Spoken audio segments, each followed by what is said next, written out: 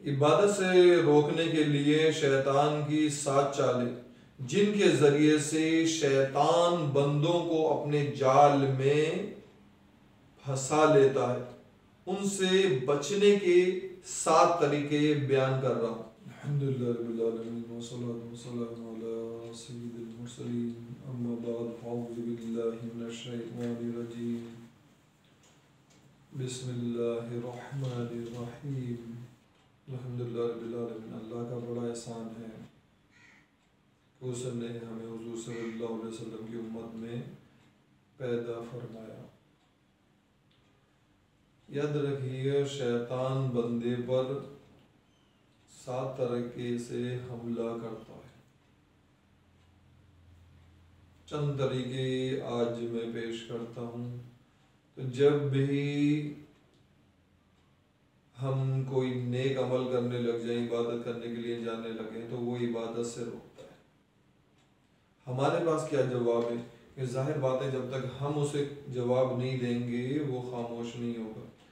ये रोज़मर्रा के मामलात में देखा जाता है कि मैं अगर किसी की बात सुन रहा हूँ और बुरा नहीं मान रहा, वो गीबत चुगली बहतान कर रहा है, मेरे सामने कर रहा है, मैं कोई तेवर चेंज नहीं कर रहा, मैं उससे पीट नहीं कर रहा, मैं उसकी बात पर कोई यानी कि हंसी कर रहा हूँ और बड़ा खुश हो रहा हूँ, तो जाहिर बात है वो गुनाह मेरे सामने और खुलकर करेगा। आइंदा भी उसकी हिम्मत होगी कि वो गीबत चुगली बहतान करेगा। अगर मैं यानी कि नज़र टेढ़ी कर लूँ या उड़ जाऊँ या कान उस बात पर ना धरूँ, तस्वीर को देखने लगूँ, घड़ी को देखने लगूँ, जाहिर बात है वो बात नहीं करेगा।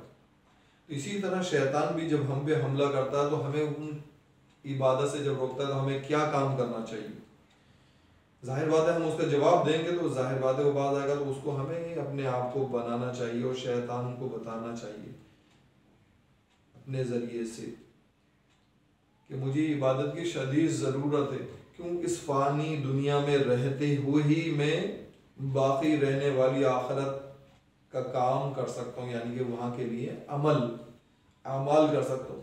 मरने के बाद तो कोई मौका नहीं मिलेगा, जो करना यही करना है।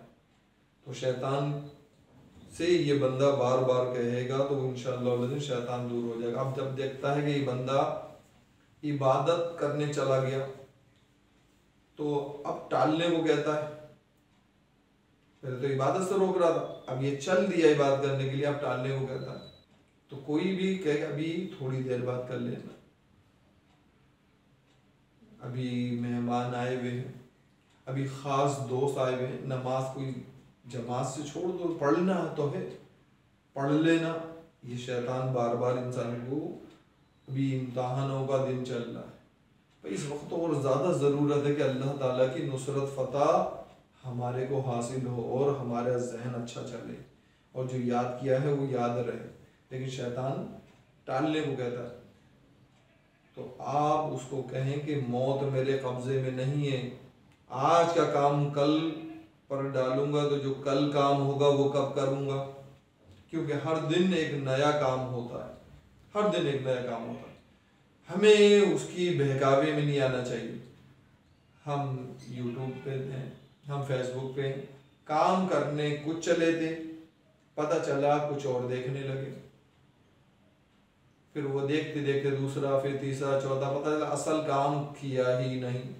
तो फौरी ख्याल कर रखना, जब भी अपने टारगेट पे अपने एम से नहीं हटे, फौरी एकदम कि मौत मेरे कब्जे में नहीं है। तीसरा, जब वो देखता है यार ये तो आ ही गया नमाज पढ़ने या नेक काम करने या वालिदा की खिदमत करने के लिए आ गया या किसी अच्छे काम के लिए चल दिया है और वो करना शुरू कर दिया, अब वो जल्दबाजी करता है। अब जाहिर बात है नमाज भी जो लोग पढ़ रहे होते हैं रुकू और सुजूद में चोरी करते हैं, यानी कि रुकू सुजूद पूरी तरीके से नहीं करते, तो ये रुकू सुजूद की चोरी है। तो इस तरह जाहिर बात है नमाज में कितना बड़ा खलल आता है। तो इत्मीनान से ना पढ़ना देना, उसकी वाजिबात को तर्क करवाना, सजदे में पूरी उंगलियों का न लगना, तो जल्दबाजी को कहता है। तो याद रखें, इत्मीनान के साथ किया जाने वाला थोड़ा काम, इत्मीनान के साथ, किया जाने वाला थोड़ा काम ज्यादा काम करने से बेहतर है नुकसान के साथ, यानी कि जल्दबाजी में। तो जो लोग जल्दबाजी में ज्यादा काम करते हैं वो नुकसान उठाते हैं, और इत्मीनान से करते हैं थोड़ा करते हैं और बेहतरीन काम हो जाता है। जब वो देखता है उसने 3 हमले करके देख लिया और ये तीनों हमले में कामयाब नहीं हुआ, क्योंकि आपने टाइम बना लिया था कि भाई नमाज के लिए 15 मिनट से पहले बस इस दुनिया, बस ये समझ ले दुनिया है ही नहीं, मैं सिर्फ अल्लाह के दरबार में बंदा हूँ, ना मैं अफसर हूँ, ना मैं डॉक्टर हूँ, ना मैं पीर हूँ, ना मैं तालिब इल्म हूँ, मैं अल्लाह का बंदा हूँ, खालिस बंदा, और मैं गुलाम हूँ और गुलाम अपना काम कर रहा है। जब मैं और ये आप जहन बना लेंगे 15 मिनट इस काम के लिए, बाकी कुछ नहीं सोचा, तो फिर आप इत्मीनान से काम करेंगे। और 15 मिनट से पहले मस्जिद से निकला नहीं करें, अगर आधा घंटा बनाए तो आधा घंटे से पहले नहीं निकला करें, या जो भी आपने काम बनाया तो आप व्हाट्सएप पे देख रहे हैं बस ये मैंने 15 मिनट बनाए, तो 15 मिनट से पहले दूसरे काम को हाथ ना लगाए, इत्मीनान के साथ काम करें। तीसरा भी आपने काम, 3 कौन से काम, पहले तो मैंने बतला दिया आपको, इबादत से रोककर, अमल टालने को कहता है, जल्दबाजी को कहता है। अब जब देखता है कि जल्दबाजी भी नहीं कर रहा, ये ठहराव आ गया, तो अब दिखावे के लिए उभारता है कि लोग देखकर कितना खुश होंगे, लोग कैसी तारीफें करेंगे। अब वो पता चला घर में तो ऐसी नमाज पढ़ रहा है लेकिन, और जल्दी जल्दी टकरे मार रहा है, कपड़े भी नहीं पहने हुए, नमाज पढ़ रहा है लेकिन अल्लाह का, और जब देखता है ये देख रहा है वो देख रहा है, बंदा बड़ी तरीके से नमाज पढ़ने लगता है। तो उसका जवाब क्या है? उसका ये जवाब है कि शैतान को क्या, मैं दिखावे के लिए अमल क्यों करूं। नेकी लोग देते हैं, मस्जिद में ऐलान करवा देते हैं कि भाई बड़े साहब ने भाई 20 दरिया दिए हैं, 2 AC दिया है, फला साहब ने 50 लाख रुपए दिए हैं, मार्बल का ऐलान, अपना नाम कराते, दिखावे के लिए अमल करते। हाँ, अगर ये दिखावा इसलिए है लोग भी दें उसकी नियत में, लेकिन ज्यादातर लोग हम देखते हैं कि इसीलिए होता है, माँ बाप की खिदमत कर रहे हैं तो 10 को कह रहे हैं मैं खाना खिलाता हूँ, मैं ये करता हूँ, मैं वो करता हूँ, सारे अमाल बर्बाद हो जाते हैं। यहाँ तक औलाद की तरबियत कर रहे हैं तो कारोबार कर रहे होते हैं। यहाँ तक के दिखावे का हाल तो ये है कि लोग कहते हैं नेकी का जमाना ना रहा। वो उन लोगों के लिए नेकी का जमाना नहीं है कि जो दिखावे के लिए काम करते हैं, लेकिन आज भी उन लोगों के लिए नेकी का जमाना है जो अल्लाह की रजा के लिए काम करते हैं। यहाँ तक कि अपनी औलाद से भी, अपनी बीवी बच्चों से भी कुछ हासिल नहीं करते, क्योंकि वो अल्लाह के लिए कर रहे होते हैं। जो अल्लाह के लिए करता है अल्लाह ताला उसको बुलंद मर्तबा मकाम देता है और बहुत ज़्यादा इज्जत देता है। तो मेरे दोस्तों, मेरे भाइयों, मेरे सुनने वाले नाजरीन, तो दिखावे के लिए क्या अल्लाह का देखना मेरे लिए काफ़ी नहीं? ये बार बार सोचा कर अल्लाह का देखना क्या मेरे लिए काफ़ी नहीं? जब भी आप नेक अमल करने लगे और ये ख्याल आए तो फिर बार बार आप ये सोचा करें कि अल्लाह का देखना मेरे लिए काफ़ी नहीं है। नमाज पढ़ रहे हैं, अगर आए 2 रकात पढ़ ली या 4 फर्ज पढ़ ली, फिर उसके बाद ये जुमला आप 5 मरतबा, ज़्यादा हो तो 10 मरतबा ये आप बार बार कहेंगे कि अल्लाह का देखना मेरे लिए काफ़ी नहीं है, कि अल्लाह का देखना मेरे लिए काफ़ी नहीं है, कि अल्लाह का देखना मेरे लिए काफ़ी नहीं है, क्योंकि वो देने वाला है।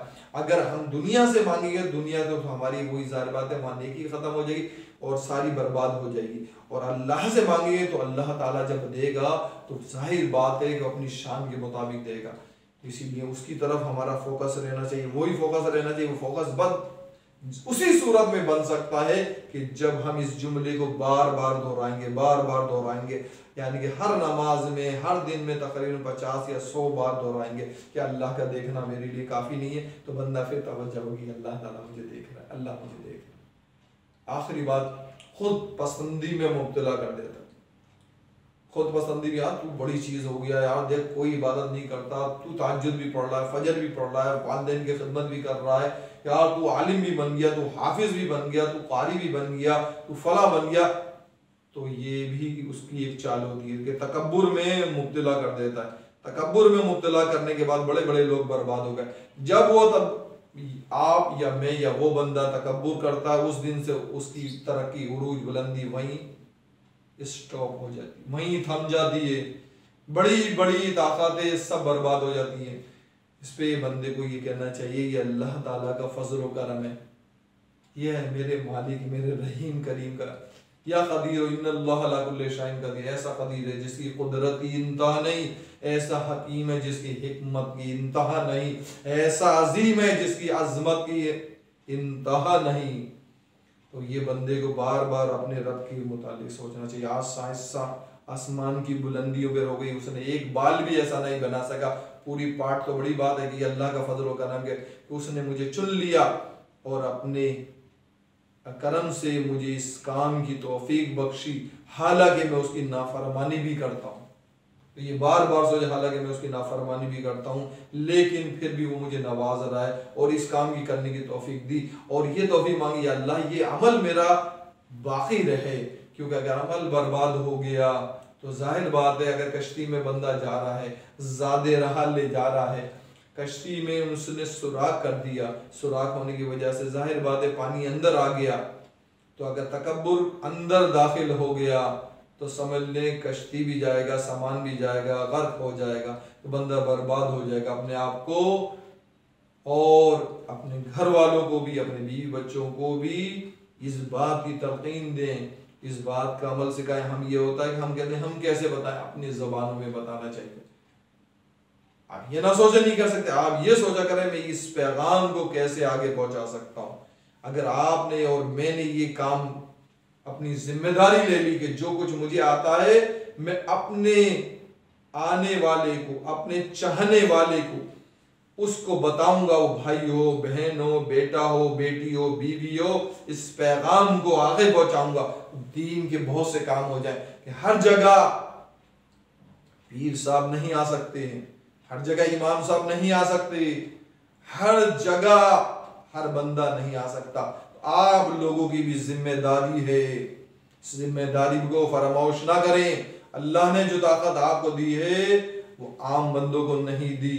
अपनी जिम्मेदारी को समझे, ये सोचें कि आप कैसे कर सकते हैं। अल्लाह ताला से दुआ है अमल करने की तौफीक अता फरमाए। वो हमारे